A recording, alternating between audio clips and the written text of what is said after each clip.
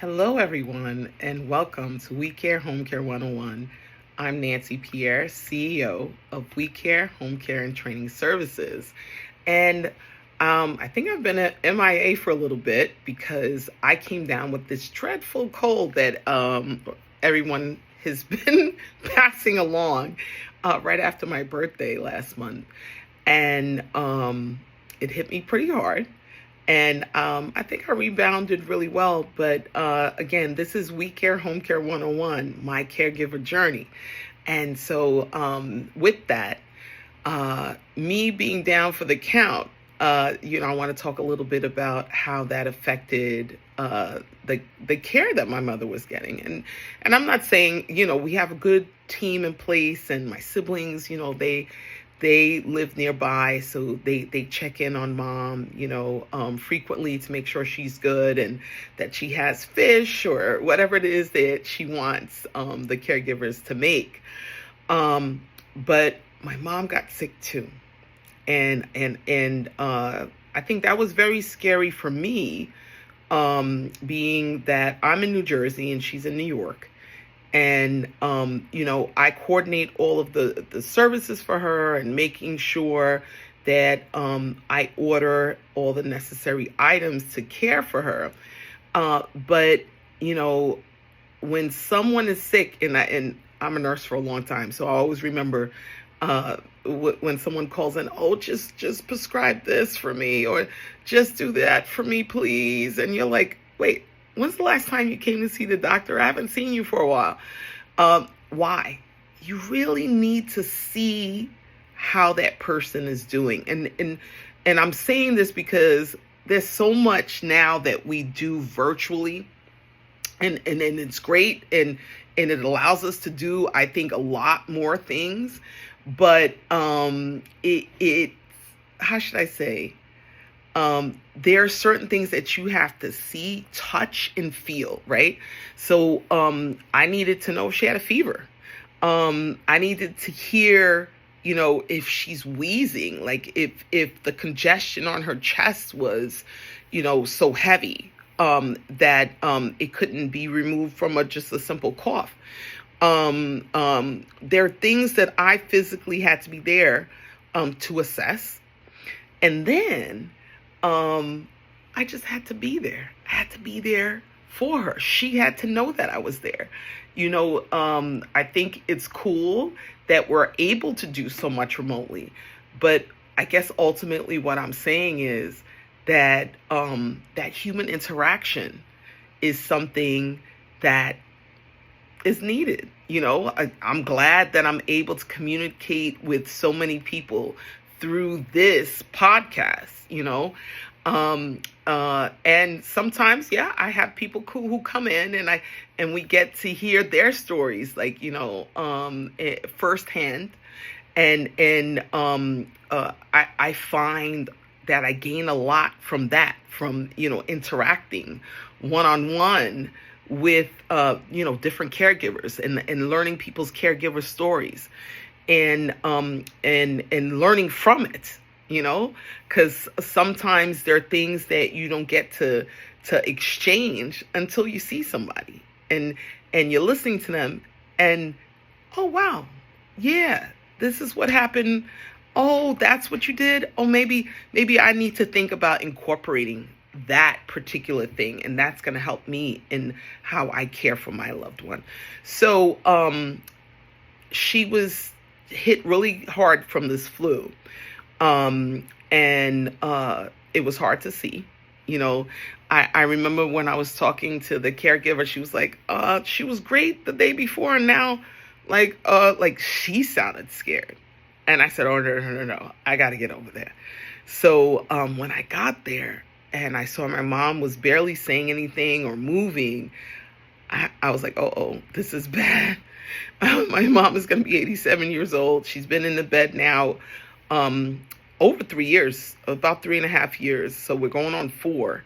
So, am I preparing for a natural decline?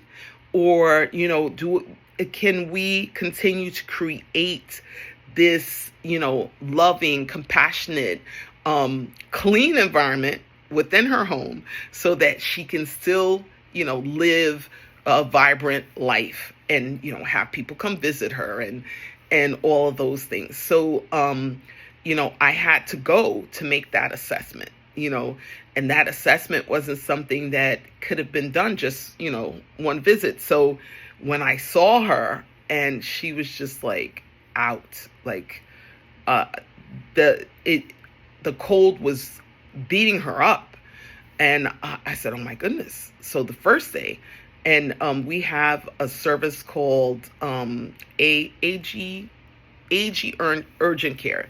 They do home visits. They send their nurse practitioner who comes and just like, your regular quarterly doctor visits and see if any of her medications need to be changed, if anything has changed in her health.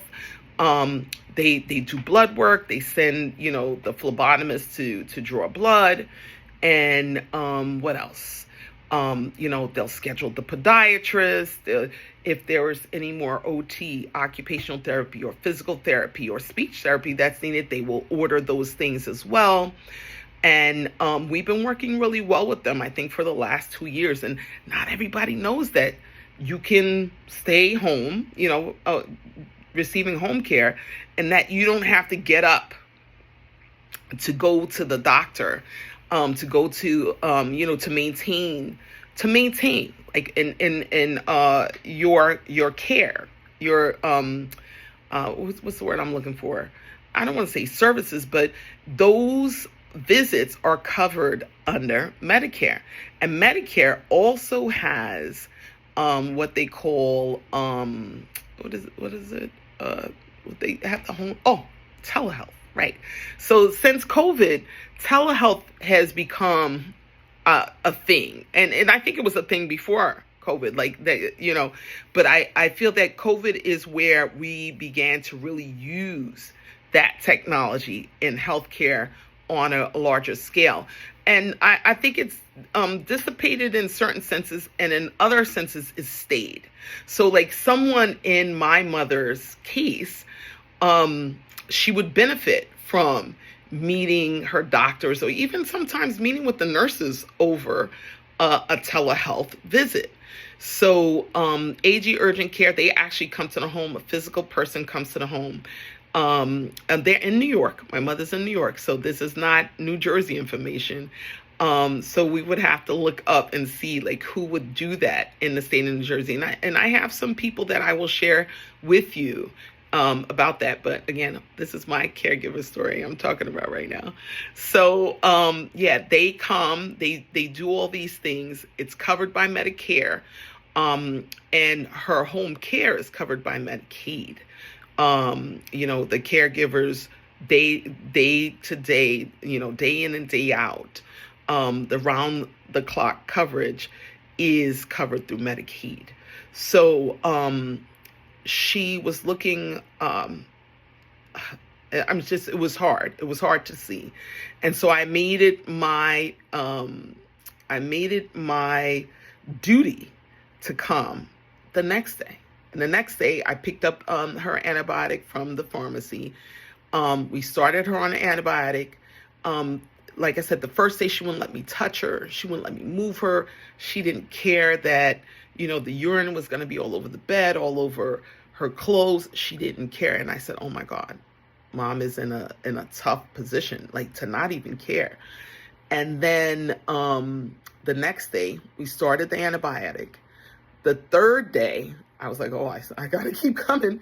The third day, she was very sleepy, like just sleeping. Like she would say, hello, and like just nod out. And I said, wow, like just to say hi, that took a lot of energy for her.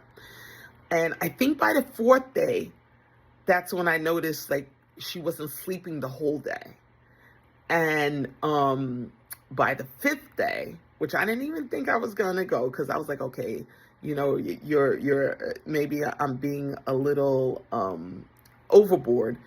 And when I got there, she was sitting up, she was eating her breakfast. I'm saying none of which I saw any of those other days. Like the aide was trying to feed her. The aide was trying to get her to, get cleaned up. The fourth day, I heard my mom, and I said, no, I'm going to help the aide get her all clean, changed. I think we moved her into bed. She wasn't as, uncomfortable, because she was saying she was in pain. Like, don't touch her. She was in pain. And like I said, by the fifth day, she was up in the bed eating, still talking a little slow, probably because she still had a lot of mucus that she was dealing with. And just think, this is someone who spends all of their time in bed. She rarely likes to get out. And the caregiver takes her out, now and again, and I'll call. And I said, put me on the phone. You're getting out the bed today. You have to get out the bed today. So she doesn't like me about that, but but yeah, I'm trying to keep her well. So sometimes you got to get out the bed, because we got to get you out the bed so that we can do, move you around, and you can stay well. So We Care Home Care 101, my caregiver journey. My name is Nancy Pierre, CEO of We Care Home Care and Training Services. Caring for my mother is a privilege. It's a position, I don't want to say a powerful position, but it is a position that I was chosen, and someone wrote that to me. I was chosen for this position. I can't say I, elected to be in this position. I was chosen for this position. I am honored to be in this position. And I look forward to maintaining a compassionate environment for my mom.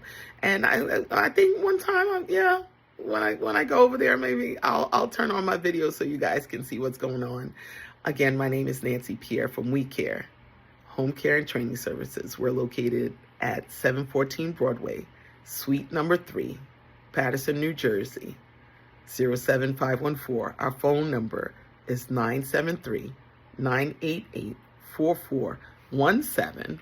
And you could meet us on Facebook at We Care LLC. You can like us on Instagram, LinkedIn, and on Facebook on the We Care Home Care 101 podcast. Thank you for listening.